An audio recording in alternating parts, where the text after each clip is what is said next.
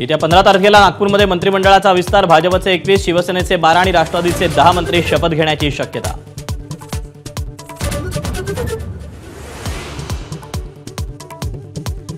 राष्ट्रवादी शरदचंद्र पवार पक्षाच्या वरिष्ठ नेत्याची भाजप केंद्रीय नेतृत्वाशी चर्चा, उद्योगपती गौतम अदानींच्या घरी चर्चा झाल्याची सूत्रांची माहिती।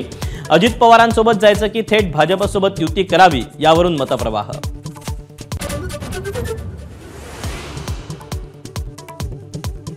केंद्रात मंत्रिपद मिळवण्यासाठी अजित पवारांना शरद पवारांचे 5 खासदार फोडण्याचं टार्गेट, संजय राऊतांचा खळबळजनक दावा। तर महायुतीने राऊतांना प्रवक्ता म्हणून नेमलंय, अमोल मिटकरींचा हल्लाबोल।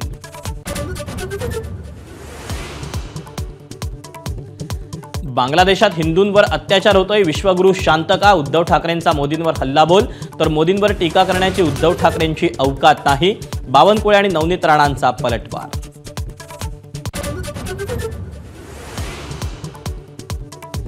मनपा निवडणुका स्वबळावर लढण्याचे खासदार राऊतांचे संकेत, मवियासोबत लढण्याची अजून चर्चा नाही, राऊतांचा वक्तव्य। तर राऊत निराशेपोटी एकला चलो रे बोलत असावेत, वडेट्टीवारांचा टोला।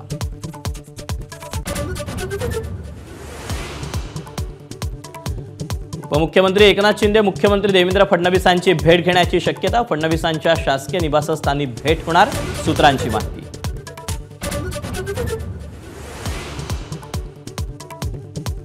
नेहरूंचं सोडा, तुम्ही काय केलं ते सांगा, पहिल्याच भाषणात प्रियंका गांधींचा मोदी सरकारवर हल्लाबोल।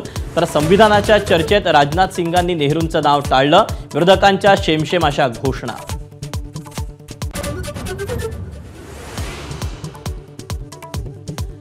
राज्यभरात स्वस्त धान्य दुकानांमधला रेशन पुरवठा ठप्प, लाभार्थ्यांची माहिती इंटरनेटवर अपडेट करत असल्यानं धान्य वाटपाला फटका, आणखी 2 दिवस धान्य पुरवठा रखडणार।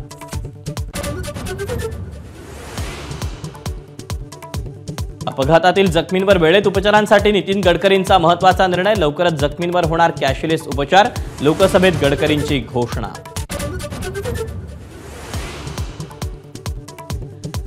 राज्यभरात बनावट औषधांचं मोठं रॅकेट, वेगवेगळ्या रुग्णालयात औषधांच्या पुरवठ्यात मोठी चेन असल्याचं उघड।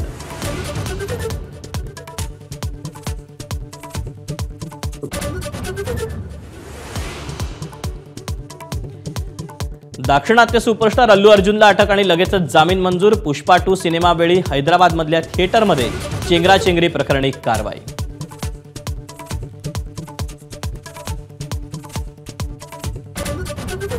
एबीपी माझा, उघडा डोळे बघा नीट।